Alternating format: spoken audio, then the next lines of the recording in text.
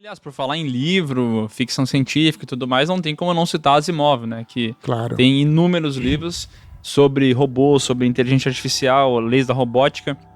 Eu não li tudo do Asimov, eu li os principais livros, tipo, o Robô, tem aqueles Montanhas de Aço, acho que é, Cavernas de Aço. Cavernas de Aço. Fundação. O Fundação eu não li, é um dos que eu não li dele. Fundação que virou série? Que virou série. Fundação é uma série de livros, na verdade, né?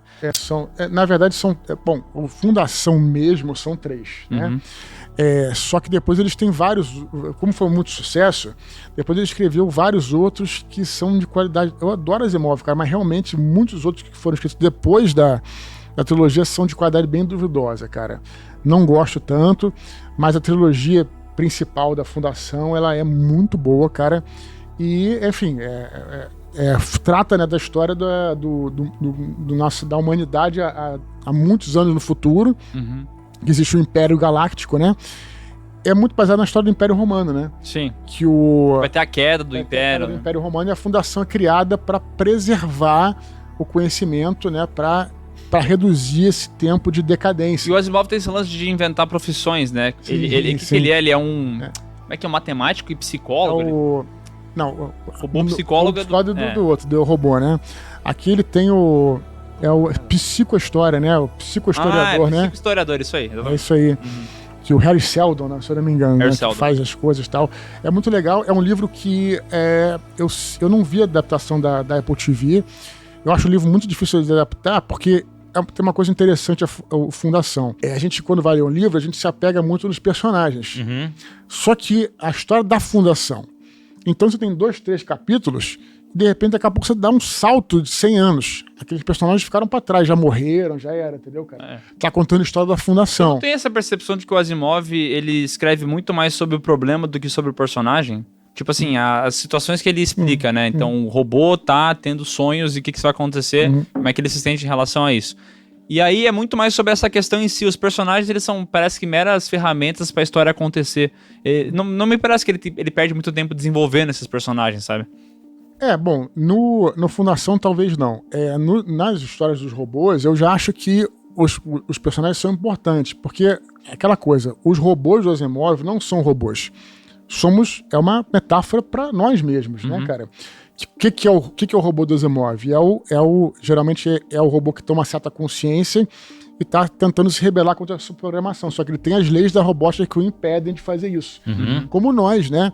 A gente tem as leis, né, que nos impedem de fazer as convenções sociais e tudo, mas ninguém quer ser número no CPF. Todos nós queremos escolher o que faremos da vida, não sermos escravos, né, cara? E os robôs eram escravos, de certa forma. Então, essa ligação que faz com a gente, qual é o nosso caminho, o que a gente quer ser realmente, né? Às vezes nos impõe, né? Hoje em dia não, né? Mas assim, tem essa coisa do pai que quer que você seja um médico, um advogado e tal. Às vezes você quer ser um escritor, um podcaster, um músico, né? Se o meu filho quiser ser podcaster, desculpa, mas eu vou bater nele, né? Más escolhas, né? Más escolhas, tanta coisa boa pra ser, né? Então, assim, nós queremos seguir nosso caminho. Então, eu acho que a grande analogia dos robôs do Asimov é justamente essa, fala sobre a gente, né? E excelente. E a Fundação tem essa pegada mais histórica e tal. Aí sim, eu acho que fala um pouco.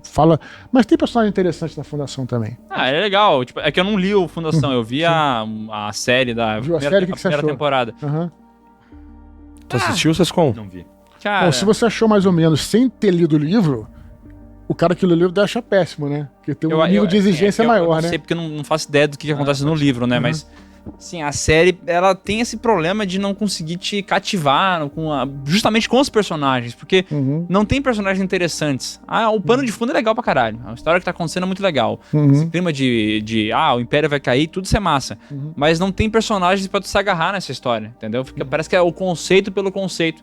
E talvez o livro não seja assim, né? Mas eu digo pelo que eu vi da série. Tanto é que eu nem quis continuar mesmo, né?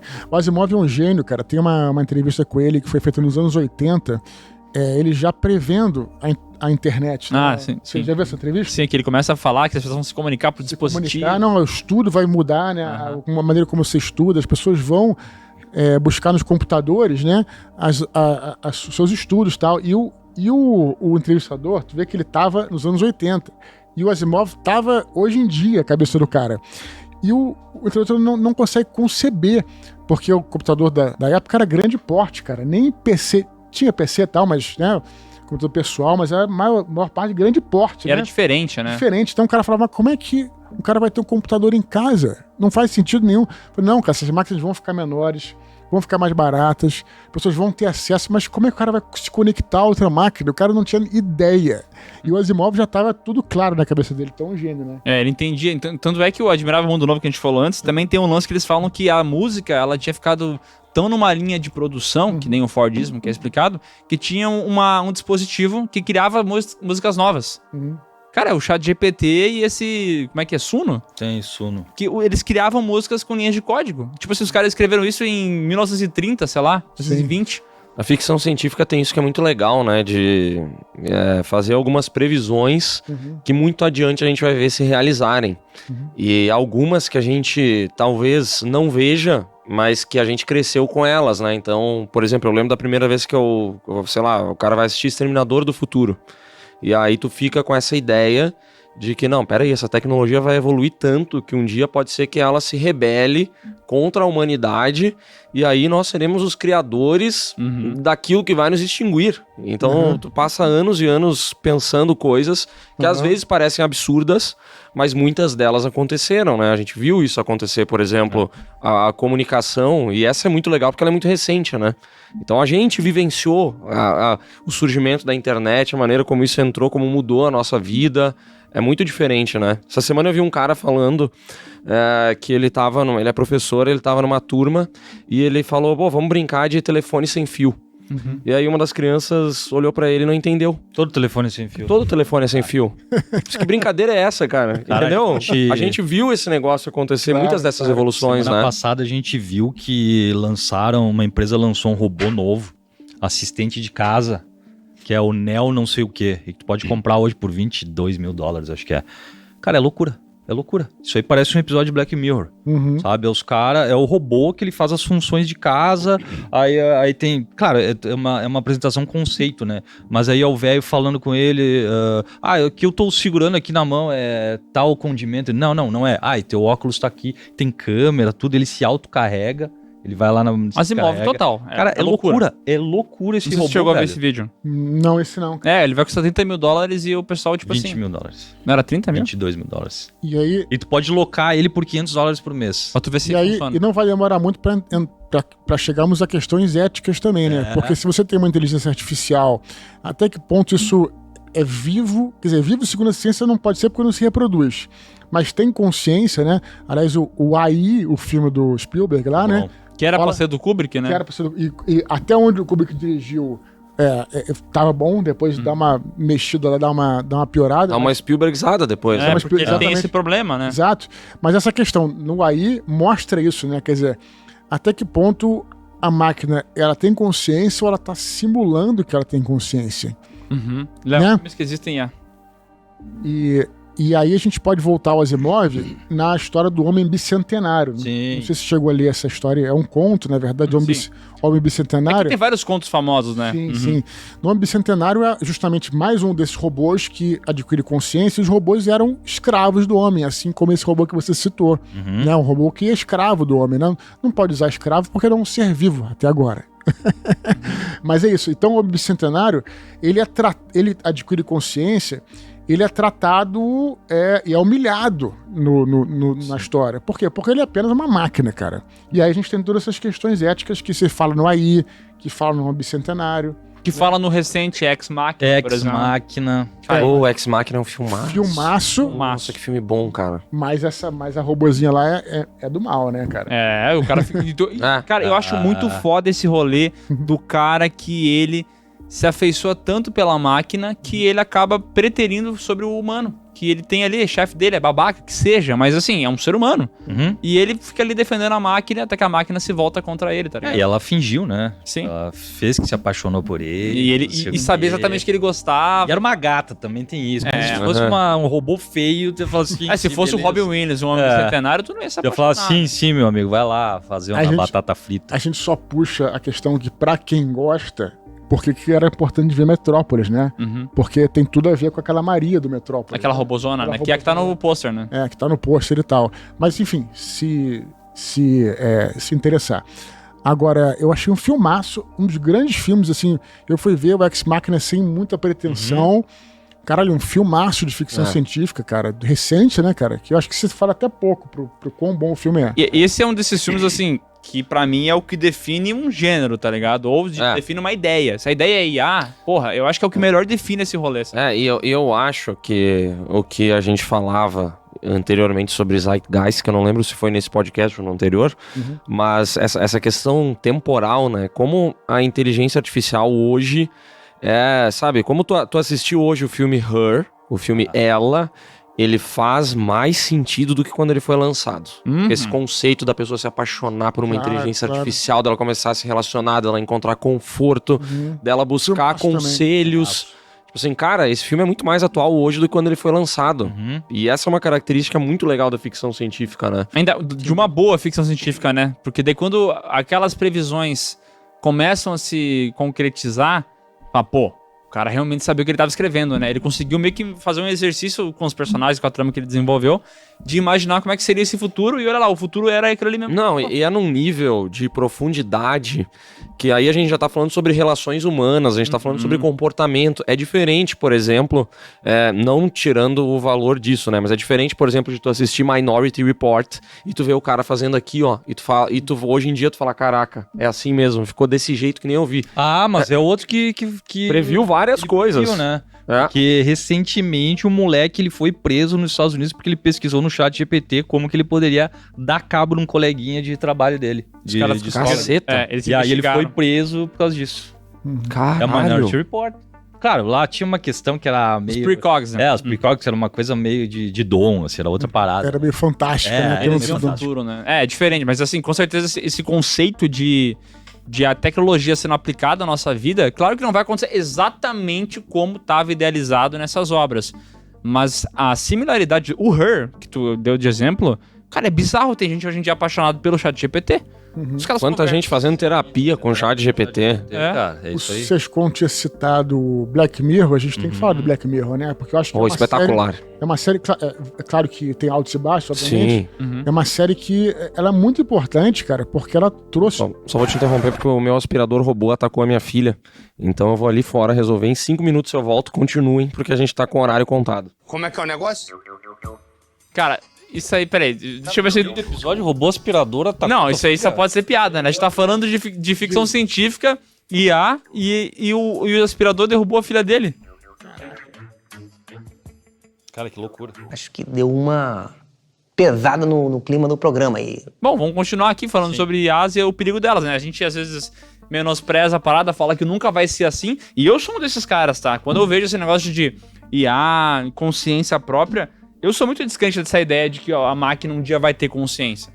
Sei lá, pra mim é muito pensar que os caras vão fazer um dispositivo, eles vão botar um... Que simula a consciência. que vai simular e tudo mais. Mas a questão é saber distinguir, né? Como é que você vai distinguir isso, né? Essa que é a grande pergunta que se faz. Indo pro Black Mirror, eu tava comentando que o Black Mirror ele tem que receber muito crédito por trazer até a ficção científica de volta. A ficção científica eu acho que é um gênero que tá um pouco, pelo menos até na literatura, um pouco esquecido e tal. E o Black Mirror trazendo essas questões eu acho importante. Tem um episódio que tem tudo a ver com o que a gente tá falando, que aquela moça que faz o Agente Carter, como é que é o nome dela? Puta, Peggy Carter lá, aquela atriz. Isso. Vamos lá, Enfim, atrás. Pode continuar que eu pego o nome dela aí. Ela participa desse episódio, né? E a história é o seguinte, um casal novo, relativamente novo, sem filhos e tal, o marido morre e ela fica, claro, né, depressiva, etc. E uma amiga dela diz que tem uma plataforma, um aplicativo que reúne entra na conta do cara, vasculha os e-mails, vasculha as redes sociais e tal, e você consegue abrir um chat pra falar com o cara. Hayley Atwell, o nome dessa atriz aí. Isso. E o cara é aquele que faz a About Time, Ruivinho, né? Ruivinho lá. Ruivinho, que ela faz. Tá no The Paper, né? Isso aí. E aí ela começa a entrar nesse chat aí com o cara. Isso que é uma coisa que eu acho que dá pra você fazer hoje. Daria pra você fazer hoje, né? E já é assustador. Isso só você falar num chat com um cara que morreu já é assustador. É que tu poderia, por exemplo, talvez tu não ia estar conversando com a pessoa, mas se tu respondesse um questionário, desse material suficiente para essa database, Não, tu então, conseguiria alimentar a pessoa com Faz o prompt perfeito. Mas a database, ela, nessa história, ela entrava em todas as contas do cara. Ah, entendeu? Não, mas é que Entrava hoje nos tu consegue. e-mails. Acho que isso quer dizer que hoje, se tu quiser, tu consegue perder 1 hora no chat GPT e configurar ele, ó. Meu marido era assim, bababá, ele tinha tal coisa, não sei o quê, pega tal informação, print daqui. Ele consegue pegar a voz. Consegue montar um banco de dados, né? E tu consegue fazer voz também. Os caras fizeram na minha live um donate que manda com a minha voz. E fala como se fosse eu. E parece eu falando, cara, só que é um robô. Mas o robô do Good que tem aqui, do Good Nerd, Pois é. é perfeito, cara. Cara, é loucura, é loucura. Estranho, né? Muito parecido, muito estranho. Não, até interessante. Isso aí, só pensei, não, o cara vai te ligar pra pedir, né? A tua esposa liga pra pedir a senha do não sei o quê. Tu vai ter que começar a ter códigos secretos com a tua esposa, né, cara? Mas enfim, aí nessa história do Black Mirror, acontece isso. Eu já achei isso assustador, porque é uma coisa... Enfim, a história vai prosseguindo até que começa, na minha opinião, começa a exagerar um pouco. Depois ela consegue comprar Uma espécie de robô, um corpo. Né? robô e tal. Achei aquilo exagerado. Mas é uma coisa, né, que levanta a discussão, né, cara? É que o Black Mirror ele pega essas ideias, esses conceitos e extrapola, né? Tem aquele Isso episódio extrapola. muito... Muitas vezes a extrapolação não fica tão boa. Às vezes o Black Mirror tem uma ideia mais legal do que a execução. Exato, isso aí. Aquele Isso. primeiro episódio da última temporada, acho que é o primeiro, que é a mulher que ela tem acho que é um tumor, alguma coisa, que eles botam um negócio ali muito bom. e vai, não, mas é que agora se tu aumentar a rede, tu vai ter que pagar um plano de tal maneira. Isso, a ideia é boa. Cara, a ideia é Mas boa. às vezes a ideia é boa e a execução também. Tem aquele inimigo da nação, inimigo do mundo, aquele do Twitter. Twitter. É. Sim, esse é muito Foda, bom. cara. Muito foda. Esse é muito bom. Um que eu acho que... Hate of Nation, né? Hate of Isso, Nation. tem aquele outro também que é o de Natal lá. Black cara- Christmas. que o ca- É Black Christmas? Errou. Pode ser. Que, Que o é cara, com- que o cara é censurado. Com John Hamm. Isso, que o cara é censurado na vida. Ele é bloqueado na Tipo, vida. é bloqueado, então ela não escuta ele, nem vê. Cara, isso é maravilhoso. Tem um que é cara. muito bom Isso é pra mim, o maravilhoso. que eu mais gosto é o terceiro da primeira temporada, que é The Entire Story of You. Maravilhoso. E ele bota um negócio no olho, ele começa a gravar o dia inteiro dele, Sim. e todo mundo grava o dia. Daí ele invade o da mulher pra saber se ela tava traindo ele ou não. Daí ele descobre que sim, que ela tava. E nossa, cara, é muito foda porque é uma tecnologia e hoje em dia isso acontece. Claro que não é com o negócio do olho, mas as pessoas descobrem que estão sendo traídas porque tem uma webcam no computador. Tem uma câmera de segurança Não, que tem vira. a mulher surda. Hoje, inclusive, você vai no Google Street View, eles apagam as placas dos carros, né? Porque deu merda, né? Deu merda, o nego descobriu traição, porque viu a placa do carro do marido e tal.